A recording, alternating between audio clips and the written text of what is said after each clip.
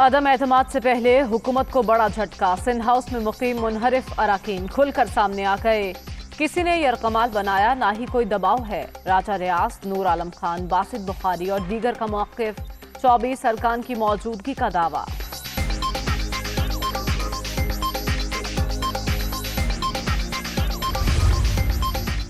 Sindh house नया छांगा मांगा। अरकान की बोलियां लगाई जा रही हैं। चाहे कुछ भी हो जाए, इख्तिदार के लिए सौदेबाजी नहीं होगी। इमरान खान उसूलों पर खड़े रहेंगे। विफाकी वज़रा की प्रेस कॉन्फ्रेंस।